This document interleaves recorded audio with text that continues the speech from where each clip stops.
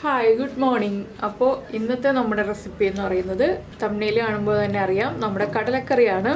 പക്ഷേ ഈ ഒരു കടലക്കറി എന്ന് പറഞ്ഞിട്ടുണ്ടെങ്കിൽ സാധാരണ കടലക്കറി അല്ല കേട്ടോ. സാധാരണ നമ്മൾ വറുത്തരച്ച കടലക്കറി ഉണ്ടാക്കാറുണ്ട്. അതിലേക്ക് ഇഞ്ചി, വെളുത്തുള്ളി, സവോള എല്ലാം ചേർത്തിട്ടാണ് വറുത്തരച്ച കടലക്കറി ഉണ്ടാക്കാറുള്ളത്.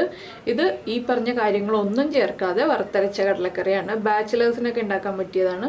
ഇപ്പോൾ സവോള ഒന്നും മുറിക്കാൻ സമയമില്ല, അല്ലെങ്കിൽ സവോള ഇല്ല എന്നൊക്കെ ഉണ്ടെങ്കിലും കടലക്കറി ഉണ്ടാക്കാൻ മടിയൊന്നും വിചാരിക്കേണ്ട. നമുക്ക് എളുപ്പത്തിൽ ഉണ്ടാക്കാൻ പറ്റിയ നല്ല ടേസ്റ്റി ആയിട്ടുള്ള കടലക്കറിയാണ്. അതും അത്യാവശ്യം തിക്നെസ് ഉള്ള ചാറോട് കൂടിയ കടലക്കറിയാണ് കേട്ടോ. ഒട്ടും വെള്ളം പോലെ ഇരിക്കുന്ന കടലക്കറി അല്ല ഇത്. അപ്പോൾ ഈ കടലക്കറി എങ്ങനെയാണ് ഉണ്ടാക്കുന്നതെന്ന് നമുക്കൊന്ന് നോക്കാം. നമുക്ക് നമ്മുടെ കടലക്കറിക്ക് ആവശ്യമായിട്ടുള്ള ഇൻഗ്രീഡിയൻസ് നോക്കാം. നമ്മളിപ്പോൾ 1 കപ്പ് കടല വെള്ളത്തിൽ സോക്ക് ചെയ്തെടുത്തിട്ടുണ്ട്. 8 മണിക്കൂർ സോക്ക് ചെയ്തതാണ്.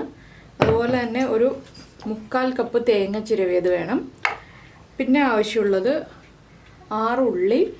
ഞാൻ എടുത്തിരിക്കുന്നത് 9 വറ്റൽമുളകാണ്. അത് നിങ്ങളുടെ എരിവനുസരിച്ച് വ്യത്യാസം വരുത്തുക. കുറച്ച് കറിവേപ്പില ഇതിൽ കൂടുതൽ വേണം. അപ്പോൾ ആദ്യം നമുക്ക് ഈ തേങ്ങ ഒന്ന് ഫ്രൈ ചെയ്തെടുക്കാം. അതിനുശേഷം നമുക്ക് കറി റെഡിയാക്കി തുടങ്ങാം. ഇതിലേക്ക് സവോള ചേർക്കരുത്, ഉള്ളി തന്നെ ചേർക്കാം. സവോള ചേർത്തിട്ടുണ്ടെങ്കിൽ ടേസ്റ്റ് മാറിപ്പോവും. പിന്നെ ഇഞ്ചി, വെളുത്തുള്ളി ഒന്നും വേണ്ട. വളരെ ഈസി ആയിട്ടുള്ളൊരു കടലക്കറിയാണിത്. അപ്പോൾ നമുക്ക് ആദ്യം ഈ തേങ്ങ വറുത്തെടുക്കാം. ഇപ്പോൾ നമ്മളൊരു പാൻ വെച്ചിട്ടുണ്ട് തേങ്ങ ഫ്രൈ ചെയ്യാനായിട്ട്. ഈ പാനിലേക്ക് നമുക്ക് വെളിച്ചെണ്ണ ഒഴിച്ചു കൊടുക്കാം. ഈ കറി വെളിച്ചെണ്ണയിൽ തന്നെ ചെയ്യണം, എങ്കിലേ കറക്റ്റ് ടേസ്റ്റ് ഉണ്ടാവുള്ളൂ.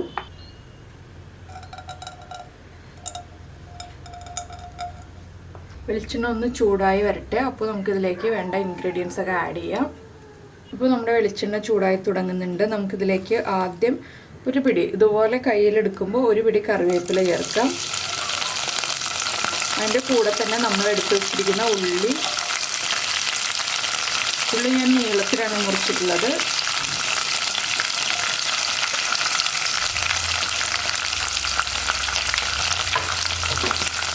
ഇത് രണ്ടും ചേർത്ത് ഒന്ന് വഴറ്റിയെടുക്കുക.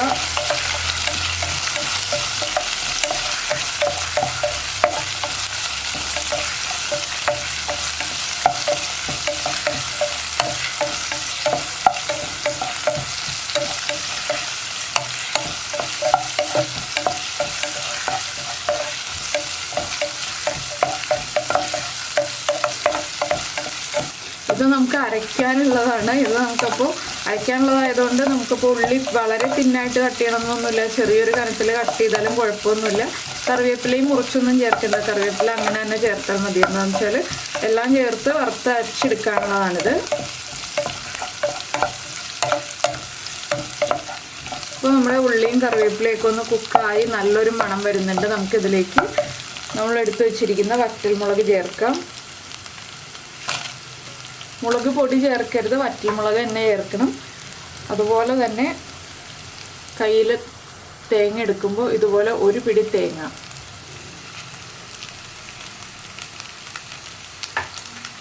അല്ലെങ്കിൽ നിങ്ങൾ കപ്പിലാണ് മെഷർ ചെയ്യുന്നതെങ്കിൽ ഒരു 3/4 കപ്പ് തേങ്ങ മെഷർ ചെയ്തെടുക്കുക. ഇനി ഈ തേങ്ങയുടെ കളർ മാറി വരുന്നത് വരെ നമ്മൾ നന്നായിട്ടൊന്ന് ഇളക്കി കൊടുത്തുകൊണ്ടിരിക്കുക. തേങ്ങയും വറ്റൽമുളകും ഉള്ളിയും എല്ലാം നന്നായിട്ട് ബ്രൗൺ കളറായി വരണം. ഇതിലേക്ക് വേറെ ഒന്നും ചേർക്കാനില്ല കേട്ടോ ഇനിയിപ്പോൾ. ഇപ്പോൾ നമ്മുടെ തേങ്ങയും ഉള്ളിയും വറ്റൽമുളകും എല്ലാം നന്നായിട്ട് കുക്കായി വന്നിട്ടുണ്ട്. തേങ്ങയുടെ കളറൊക്കെ മാറി വന്നിട്ടുണ്ട്. ഇനി നമുക്ക് ഫ്ലെയിം ഓഫ് ചെയ്യാം. എന്താണെന്ന് വെച്ചാൽ ഇതിലേക്ക് നമുക്കിനി പൊടികളൊന്നും ചേർക്കാനില്ല. നമുക്ക് ഈ തേങ്ങയുടെ ചൂട് മാറി കഴിയുമ്പോൾ കുറച്ച് വെള്ളം ചേർത്ത് അരച്ചെടുക്കണം. വെള്ളം ചേർത്ത് അരച്ചാലേ നന്നായിട്ട് അരിഞ്ഞ് കിട്ടുള്ളൂ കേട്ടോ. അപ്പോൾ വെള്ളം ചേർത്ത് നന്നായിട്ട് നല്ല ഫൈൻ പേസ്റ്റായിട്ട് അരച്ചെടുക്കുക. അതിനുശേഷം നമുക്ക് കടലക്കറി ഉണ്ടാക്കി തുടങ്ങാം. അപ്പോൾ ഇതെവിടെ ഇരിക്കട്ടെ, ചൂടൊന്ന് മാറി വരട്ടെ. ഇപ്പോൾ നമ്മുടെ തേങ്ങയുടെ ചൂടൊക്കെ നന്നായിട്ട് മാറി വന്നിട്ടുണ്ട്. നമുക്ക് മിക്സിയുടെ ജാറിലേക്ക് മാറ്റിയിട്ട് ഇതൊന്ന് അരച്ചെടുക്കാം. അപ്പോൾ നമ്മളിതാ നമ്മുടെ തേങ്ങ വറുത്തത് നല്ല ഫൈൻ പേസ്റ്റായിട്ട് വെള്ളം ചേർത്ത് അരച്ചെടുത്തിട്ടുണ്ട്. ഇനി നമ്മളൊരു കുക്കറിലേക്ക് നമ്മൾ സോക്ക് ചെയ്ത് വെച്ചിരിക്കുന്ന കടല ഇട്ട് കൊടുക്കുക. കടലയുടെ വേവ് നിങ്ങളുടെ കയ്യിലുള്ള കടലയുടെ അനുസരിച്ച് വ്യത്യാസം വരാം കേട്ടോ. എൻ്റെ കയ്യിലുള്ള കടലയെന്ന് വെച്ചാൽ 10 വിസിൽ വന്നാലേ കറക്റ്റായിട്ട് കുക്കായി വരുള്ളൂ. അപ്പോൾ ചില കടല 4-5 വിസിൽ വരുമ്പോൾ കുക്കായി കിട്ടും. ചില കടല കുറേ വിസിലുകൾ വന്നാലേ കുക്കായി കിട്ടുള്ളൂ. അതനുസരിച്ച് നമ്മൾ വെള്ളം കുറച്ച് ചേർക്കേണ്ടി വരും. എന്താണെന്ന് വെച്ചാൽ ഇപ്പോൾ 10 വിസിൽ എന്ന് പറയുമ്പോൾ ഞാനൊരു 1.5-1.25 കപ്പ് വെള്ളം ചേർത്താൽ കുറച്ചെങ്കിലും ഗ്രേവി ഉണ്ടാവുള്ളൂ. അതിനുശേഷം ഗ്രേവി വേണമെന്നുണ്ടെങ്കിൽ നമുക്ക് തിളച്ച വെള്ളം ചേർക്കാം.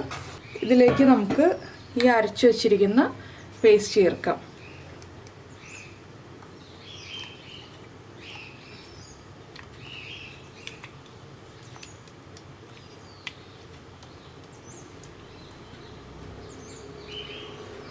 മിക്സിയുടെ ജാറിലേക്ക് കുറച്ച് വെള്ളം ഒഴിച്ചിട്ട് ഈ അരപ്പ് മുഴുവനും നമുക്ക് ഈ കടലയിലേക്ക് ചേർത്ത് കൊടുക്കാം.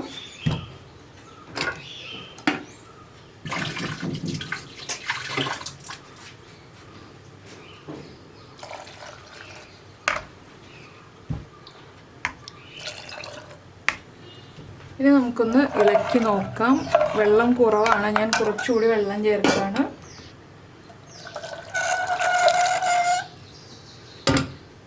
ഇതിലേക്ക് ഇനി നമുക്ക് കടലയ്ക്ക് ആവശ്യമായിട്ടുള്ള ഉപ്പ് ചേർക്കാം. പിന്നെ നമ്മൾ ചേർക്കുന്നത് 1/2 ടീസ്പൂൺ ഗരം മസാലപ്പൊടി.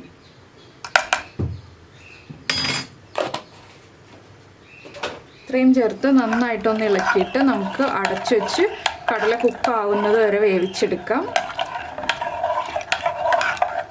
ഇതിലേക്ക് ഇനി വേറെ ഒന്നും ചേർക്കാനില്ല കേട്ടോ. ഇപ്പോൾ ഇത്രയേ ഉള്ളൂ. അത് കഴിഞ്ഞിട്ട് കടല കുക്കായി കഴിഞ്ഞിട്ടാണ് നമ്മൾ ബാക്കിയുള്ള കാര്യങ്ങളൊക്കെ ആഡ് ചെയ്യുന്നത്.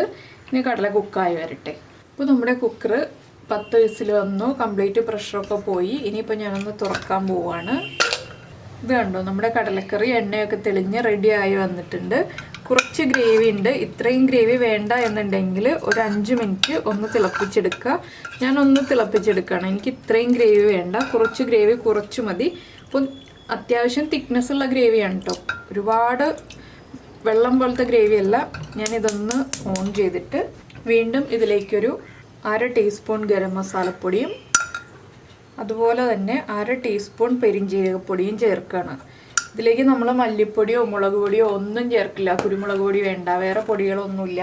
ഇത്രയേ ഉള്ളൂ നമ്മുടെ കടലക്കറിയുടെ പരിപാടി. ഇതൊന്ന് തിളച്ച് വരട്ടെ. ഈ പൊടികൾ നന്നായിട്ടൊന്ന് മിക്സ് ചെയ്ത് കൊടുക്കുക. പൊടികളുടെ സ്മെല്ലും ടേസ്റ്റും ഒക്കെ ഒന്ന് കടലയിലേക്ക് പിടിക്കാനാണ് ഒന്ന് തിളപ്പിച്ചെടുക്കുന്നത്. അപ്പോൾ ഗ്രേവി എത്ര വേണം എന്നുള്ളതനുസരിച്ച് കൂടുതൽ സമയം തിളപ്പിക്കണമെങ്കിൽ കൂടുതൽ സമയം തിളപ്പിക്കാം.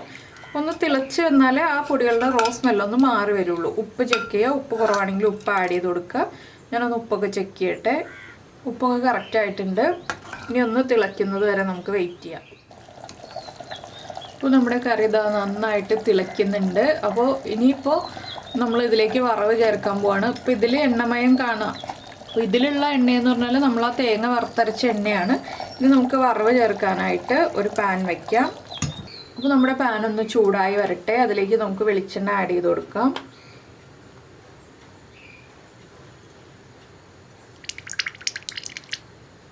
വെളിച്ചെണ്ണ ചൂടായി വരുമ്പോൾ നമുക്ക് ബാക്കിയുള്ള ഇൻഗ്രീഡിയൻസ് ആഡ് ചെയ്യാം. ഇപ്പോൾ നമ്മുടെ വെളിച്ചെണ്ണ നന്നായിട്ട് ചൂടായി തുടങ്ങുന്നുണ്ട്. നമുക്കിതിലേക്ക് 1 ടീസ്പൂൺ കടുക് ചേർക്കാം. കടുക് ഒന്ന് പൊട്ടി വരട്ടെ.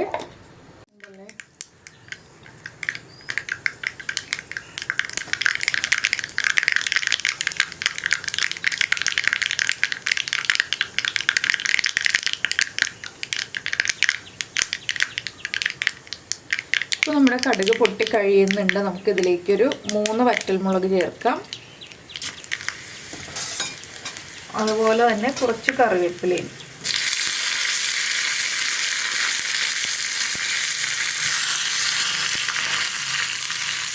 ഇനി ഇത് നമ്മൾ റെഡിയാക്കി വെച്ചിരിക്കുന്ന കറിയിലേക്ക് ആഡ് ചെയ്ത് കൊടുക്കുക. അപ്പോൾ നമ്മുടെ കടലക്കറി റെഡി ആയിക്കഴിഞ്ഞു. അപ്പോൾ ഇത്രയേ ഉള്ളൂ നമ്മുടെ കടലക്കറിയുടെ പരിപാടി. ഇത് കണ്ടോ, നല്ല അടിപൊളിയായിട്ടുള്ള ഈസി ആയിട്ടുള്ള കടലക്കറി റെഡിയായി. സവോള മുറിക്കണ്ട, വെളുത്തുള്ളി പൊളിക്കണ്ട, ഇഞ്ചി നന്നാക്കി എടുക്കണ്ട, അങ്ങനെ ഒരുപാട് ഗുണങ്ങളുണ്ട് ഈ ഒരു കടലക്കറി ഉണ്ടാക്കുകയാണെങ്കിൽ. അപ്പോൾ നിങ്ങൾക്ക് എല്ലാവർക്കും ഈ ഒരു റെസിപ്പി ഇഷ്ടമായിട്ടുണ്ടാവും എന്ന് വിചാരിക്കുന്നു. ഇഷ്ടമായിട്ടുണ്ടെങ്കിൽ നിങ്ങൾ മറക്കാതെ നമ്മുടെ വീഡിയോയുടെ താഴെ ഒന്ന് കമൻറ്റ് ചെയ്യുക. അതുപോലെ ഇഷ്ടമായ റെസിപ്പികൾ കുക്കിംഗ് താല്പര്യമുള്ള ആളുകൾക്കൊന്ന് ഷെയർ ചെയ്ത് കൊടുക്കുക. പിന്നെ നമ്മുടെ ചാനൽ ആദ്യമായിട്ട് കാണുകയാണെങ്കിൽ നമ്മുടെ വീഡിയോ പ്രസൻറ്റ് ചെയ്യുന്ന രീതിയൊക്കെ ഇഷ്ടമായി എന്നുണ്ടെങ്കിൽ നമ്മുടെ ചാനലൊന്ന് സബ്സ്ക്രൈബ് ചെയ്യുക. സബ്സ്ക്രൈബ് ചെയ്യുന്നതിന് ഈ വീഡിയോയുടെ താഴെയുള്ള സബ്സ്ക്രൈബ് ബട്ടൺ ഒന്ന് ക്ലിക്ക് ചെയ്യുക. അതിൻ്റെ റൈറ്റ് സൈഡിലുള്ള ബെൽ ഐക്കണും ക്ലിക്ക് ചെയ്യുക. അതിന് ശേഷം അവിടെ ഒരു ഓൾ എന്ന് പറഞ്ഞിട്ടൊരു ഇത് കാണാൻ പറ്റും. ആ ഓളും കൂടി പ്രസ് ചെയ്തിട്ടുണ്ടെങ്കിൽ ഞാൻ എപ്പോഴും വീഡിയോ അപ്ലോഡ് ചെയ്യുമ്പോൾ നിങ്ങൾക്ക് നോട്ടിഫിക്കേഷൻ വരും. അപ്പോൾ നമുക്ക് നമ്മുടെ അടുത്തൊരു റെസിപ്പിയുമായിട്ട് അടുത്ത ദിവസം വീണ്ടും കാണാം.